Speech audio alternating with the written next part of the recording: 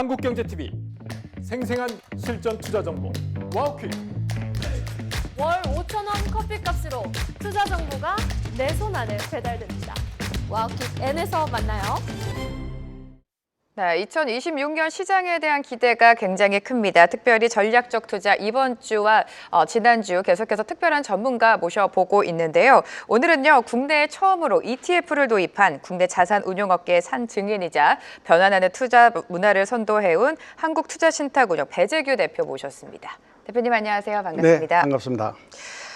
대표님께 질문드릴 게 굉장히 많은데 일단 최근에 또 책을 내셨다고 합니다. 누구나 투자로 부자가 될 수 있다라는 책을 내셨는데 현업에 계시면서 이렇게 책까지 쓰기가 굉장히 어려우셨을 텐데요. 네. 네. 예, 저는 이 책에서 한 두 가지 정도를 얘기하고 싶었습니다. 네.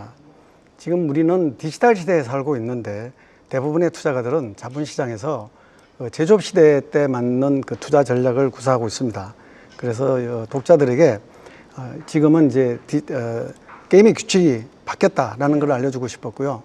또 그리고 시장에 좋은 상품을 내더라도 네. 투자가들이 너무 단기 상품으로 활용하고 있기 때문에 그렇게 해서는 장기적으로 부의 축적을 하기가 어렵다 하는 부분 때문에 올바른 투자 대상과 방법에 대해서 독자들과 공유를 하기 위해서 책을 쓰게 됐습니다. 네, 사실은 모두가 누구나 투자로 부자가 되고 싶을 텐데 이 투자 방식이 기존과는 좀 다른 겁니까? 앞서서 지금 단기보다는 장기로 봐야 된다라고 말씀도 해주셨는데 대표님이 강조하시는 투자법 좀 자세하게 들어볼 수 있을까요? 네, 지금 현재 대부분의 투자가들이 투자하고 있는 방식은 제조업 시대 때 제조업 기업을 대상으로 투자를 하고 있습니다. 이렇게 하게 되면 한두 번에 투자해서 돈을 벌 수는 있겠지만 장기적으로 부를 축적하기는 어렵다고 생각을 합니다. 좀 더 세부적으로 말씀을 드리면 지금 그 제조업이라고 하는 것은 전기가 발명된 이래로 약 150년간 이 세상을 산업 시대에 세상의 부를 이끌어온 대부분의 기업들이 제조업입니다. 그러다가 2000년대에 인터넷이 본격적으로 도입된 이래로 세상은 우리가 살고 있는 디지털 시대로 바뀌게 되었습니다.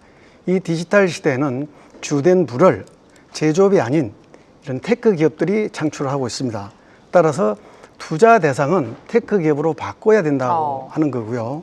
또 하나는 제조업 시대 때는 지난 약 150년 정도 새로운 큰 기술이 나오지를 않았습니다. 새로운 제품들은 나왔지만 따라서 이 오랜 기간 동안 여러 산업들이 고루 성장을 했고 네. 또 경기 사이클에 따라서 기업이 수익이 많이 나기도 하고 적게 나기도 했기 때문에 수익이 나지 않을 때는 가치주다고 해서 그 가치주를 투자를 해서 경기가 좋아지면 주가가 어느 정도 올라오게 되면 파는, 샀다가 파는 이런 가치주 투자가 주를 이뤘습니다.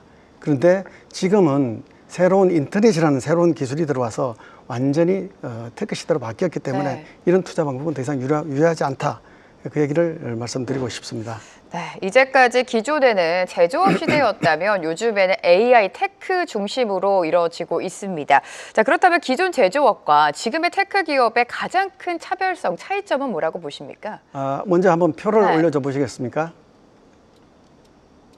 네, 그 차이를 표로 먼저 보도록 할게요. 여기 보시면 모든 산업은 세 가지의 주된 비즈니스 영역이 있습니다. 여기 지금 밑에 제조업과 테크기업 차이 이 제목 때문에 내용 밑에 안 보이는데 X축에 저기 있죠. 개발, 상품 개발, 제조, 마케팅 세 가지로 나눌 수가 있습니다.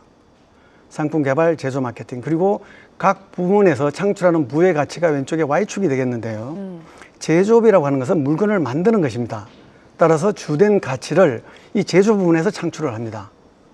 여기에 비해서 테크 기업들은 물건을 만들지를 않습니다. 그러면 어디서 부를 창출하냐면 새로운 제품을 이 세상에다 기획을 하고 도입을 하는 겁니다. 그리고 그것을 시장에 잘 메시지를 전달해서 판매하는, 즉 테크 기업은 상품 개발과 마케팅에 줄을 두는 기업이고요. 제조업은 판매에 있습니다. 대표적인 예가 삼성전자는 제조에 초점을 두는 회사입니다. 그래서 제조에서 가치를 창출하고 애플 같은 경우는 제조를 하지 않습니다. 상품 기획과 마케팅에 초점을 두고 있습니다. 그래서 제조를 잘 하는 기업에다 아웃소싱을 하게 됩니다. 이제 이렇게 될 경우에 가장 큰 차이가 어떻게 드러나냐면 제조업의 경우에는 매출을 증대시키기 위해서는 일단 공장 설비를 늘려야 됩니다. 그 다음에 원재료를 사와서 제품을 만들어서 팔아야 매출이 증가하지만 이 테크 기업은 그럴 필요가 없습니다. 테크 기업이 매출을 늘리기 위해서 필요한 게 세 가지가 있는데 첫 번째는 아이디어입니다. 네. 아이디어라고 하면 사람이 되겠죠. 그 다음에는 그 아이디어를 구현하기 위한 컴퓨터가 필요합니다. 그리고 컴퓨터를 가동하려면 전기가 필요하겠죠. 따라서 제조업이 이익을 산출하는 방식은 1차 함수라고 한다면 테크 기업은 2차 함수로 수익을 창출하고 있습니다. 이게 가장 큰 차이가 납니다. 네, 테크 기업은 상품 개발이나 마케팅에 초점을 두고 있고 아이디어를 내는 뭐 사람, 컴퓨팅 그리고 전력, 전기가 좀 필요하다라고 언급을 해주셨습니다. 하지만 투자자 입장에서 가장 궁금한 건 그래서 어떻게 투자를 해야 되는지가 방법론이 될 것 같은데 이 부분도 풀어볼게요. 네, 이론적으로 말씀을 드리면 네. 성공 투자는 두 가지 조건이 필요합니다. 첫 번째는 방향입니다. 투자 대상이 되겠죠. 어디에 투자할 것이냐 하는 부분이고요. 두 번째는 시간이 되겠습니다. 투자한 이후에 시간의 경과에 나타나는 변동성을 이겨낼 수가 있어야 됩니다. 그래서 투자 대상이라고 하는 것은 어떤 종목 또는 어떤 상품에 투자할 것인가 하는 논리적 부분이 되겠고요. 여기서 이제 제조업이 아니라 테크로 가야 된다 하는 게 제가 주장하는 바가 되겠고요.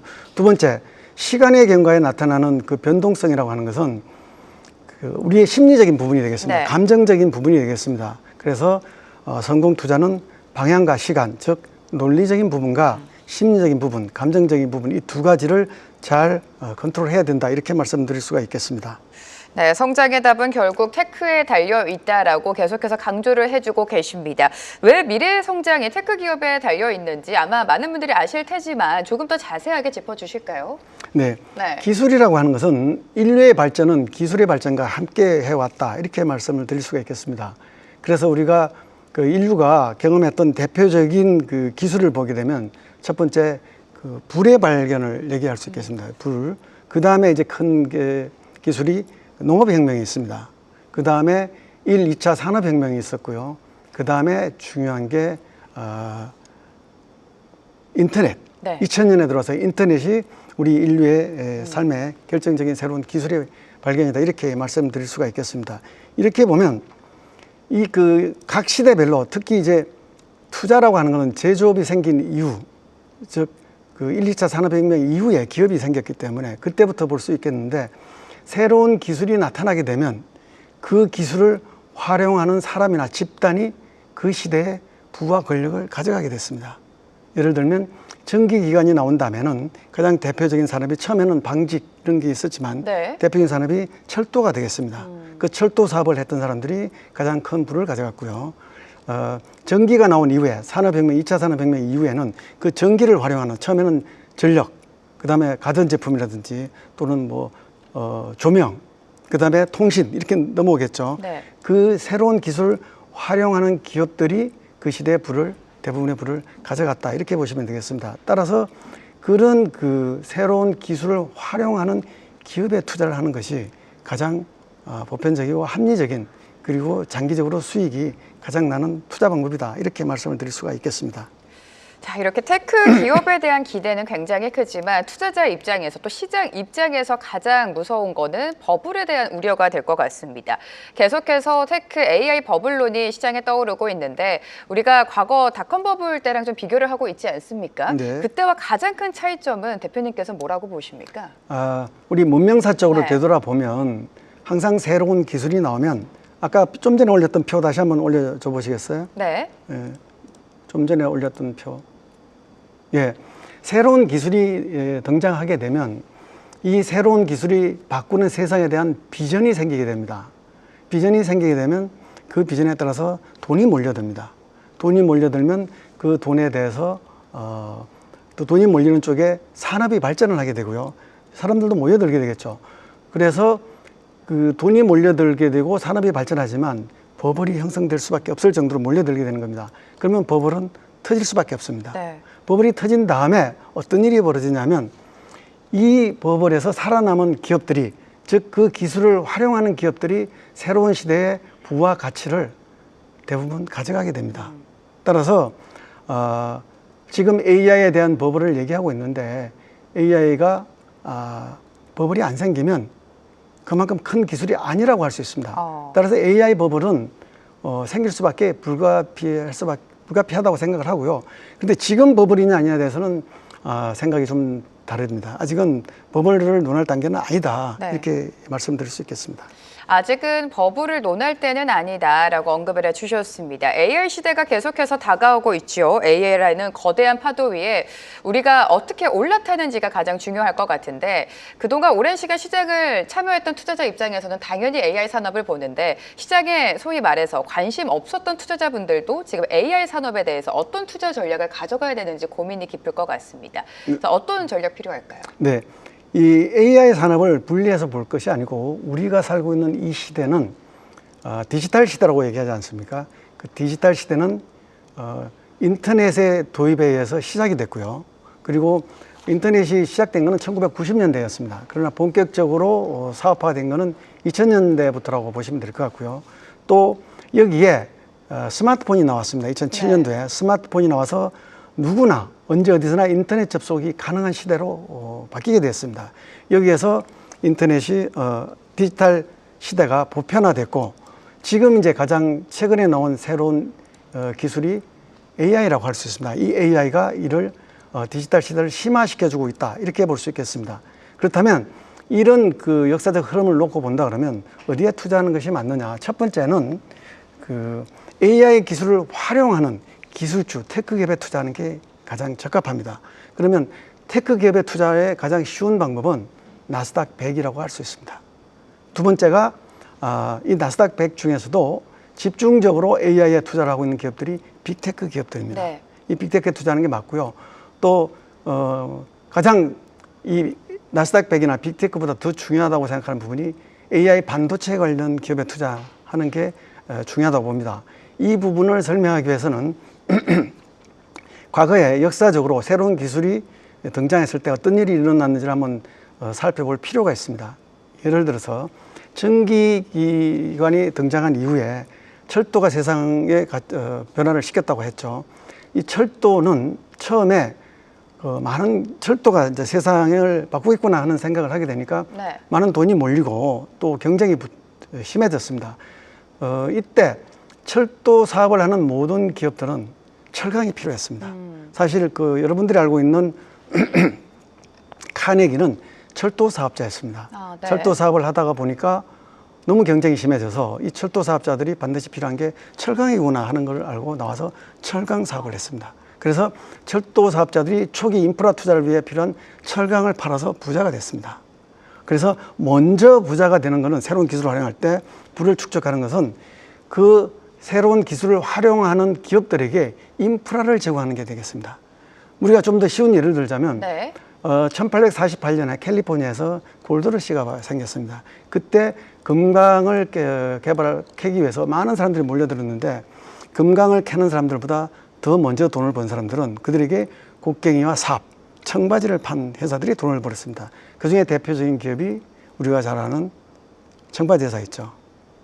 뭐죠? 리바이스입니다. 리바이스요. 그리고 네. 또 그 새로운 기술이보다는 제품, 우리 PC를 얘기를 하자면 PC가 한창 도입되니까 컴퓨터를 개인이 가지게 된다 하는 비전이 생기고 많은 돈이 몰려들었습니다. 그래서 PC를 만들기 위해서 많은 기업들이 몰려들었죠. IBM이라든지 애플이라든지 델이라든지 삼성전자도 마찬가지죠. 그들이 몰려들었을 때 나중에 그들도 돈을 벌었지만 처음에 돈 버는 회사들은 이들에게 인프라를 제공했던 CPU를 판 인텔하고 네. 오퍼레이팅 시스템을 판 마이크로소프트가 돈을 벌었습니다. 즉 새로운 기술을 활용하는 기업들과 그 기업의 인프라를 제공하는 기업들, 인프라를 제공하는 기업이 더 먼저 돈을 번다는 겁니다. 자, 지금 우리가 살고 있는 시대는 AI 시대입니다. 그죠? AI 시대 때 가장 먼저 돈을 번 기업들은 AI 시대 가장 큰 투자를 하는 기업들은 빅테크 기업들이 되겠죠. 그 빅테크 기업들은 지금 이 AI를 활용해 새로운 세상을 열어가려고 불을 창출하려고 하고 있지만 그 투자를 위해서 그들이 그 시대를 만들기 위해서 투자를 먼저 했는데 그게 AI 인프라 투자가 되겠죠. 그게 바로 반도체였던 겁니다. 그래서 AI에 필요한 반도체를 파는 반도체 회사에 투자를 해야 된다는 겁니다. 반도체 회사 투자하는 상품으로 제가 만든 게 있습니다. 이거 한번 보시면요. 지금 AI 반도체에 가장 핵심은 네. 물론 이제 이 AI 시대에도 학습 시대가 있고 또 추론 시대가 있고 그다음에 뭐 서비스 이렇게 나눠지지만 첫 단계 학습 시대 때 가장 필요했던 건 GPU였습니다. GPU. 그 GPU를 만드는 회사는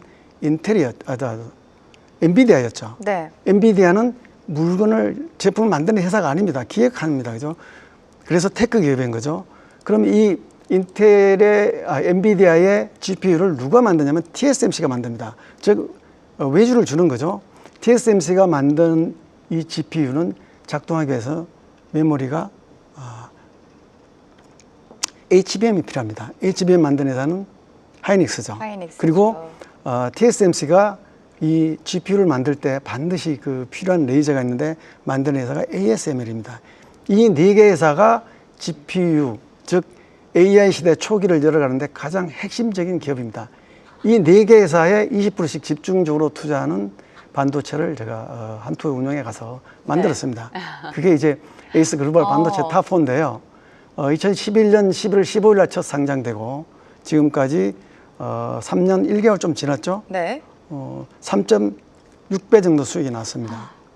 그래서 사람들이 너무 많이 올랐다고 투자를 꺼려하는데 AI 시대는 앞으로 20, 30년 갈 그런 시대에 이제 네. 2년밖에 안 지난 그런 제품입니다. 그래서 이제 반도체 하면 많은 분들이 여러분 많은 분들이 알고 있는 반도체가 필라델피아 반도체입니다. 근데 그 반도체는 AI 반도체가 아니라 제조업 시대 때 만든 반도체입니다. 그래서 AI 반도체 투자가 넘버1, 그 다음에 AI 기술을 가장 적극적으로 활용해서 사업을 하는 빅테크, 그게 넘버2, 그 다음에 이런 여러 가지 기술주들을 포함하고 있는 나스닥, 이런 기업들에 투자를 하라고 말씀드리고 싶습니다. 네, AI 시대를 여는데 인프라 결국에 반도체를 제공하는 기업을 꼭 눈여겨서 봐야 된다라는 말씀을 계속해서 강조해 주셨습니다. 2026년도 우리 시장 전망을 간단하게 여쭤보고 싶은데 결국에 AI 반도체가 주도하는 시장이 되겠죠, 대표님? AI 반도체가 당분간은 네. 간다고 보고요. 앞으로도 또 이 기업들은 충분한 자금력을 가지고 새로운 시대에 필요한 반도체를 또 계속 주도권을 행사해 갈 것으로 보고 있습니다. 그러니까 그다음에 이제 내년에 우리 시장이 어떻게 될 것인가 하는 부분에 대해서는 많은 분들이 시장에 대한 우려를 가지고 있습니다. 그리고 특히 AI 관련 그 버블에 대한 우려를 가지고 있는데 네. 과거의 역사를 본다면 우려를 하고 있는 동안에는 큰 문제가 생기지 않았었습니다. 그리고 아까도 말씀드렸지만 새로운 기술은 반드시 그 비전의 크기에 따라서 버블을 가져오는 거고요. 그래서 장기적으로 부자가 될 수 있는 투자 방법은 한 해 한 해 또는 그 순간순간 시장의 전망을 가지고 투자하면 안 된다고 생각을 합니다. 네. 제가 가장 하지 말라고 하는 투자가 시장 전망과 예측을 통한 투자를 하지 말라고 합니다. 그렇게 해서는 한두 번에 성공을 할 수 있을지 몰라도 장기적으로 부자가 되는 부를 축적하기 위해서는 시장 전망과 예측을 하지 말고 세상 변화와 흐름에 맞는 부의 흐름을 따라가서 투자를 하는 게 가장 합리적인 투자 방법이라고 말씀드리고 싶습니다. 여러분들이 기대하는 그런 단기적인 그 답을 못해서 답답하실지 모르겠지만 제가 꼭 여러분들께 드리고 싶은 말씀은 네. 한두 번의 투자에 집중하지 마시고 긴 시간에 호흡을 가지고 투자를 하시면 그게 훨씬 장기적인 부의 축적에 도움이 된다 이렇게 말씀을 드리고 싶습니다. 네, 자기의 철학을 갖고 장기 투자를 하는 걸 원칙으로 삼아보자 대표님의 투자 전략까지 들어봤습니다. 지금까지 배재규 한국투자신탁운용 대표와 함께했습니다. 대표님 감사합니다. 네, 감사합니다. 계속해서 다양한 경제 이슈를 알고 싶다면 구독과 좋아요, 알림 설정 부탁드립니다. AI 캐스터 권미정이었습니다.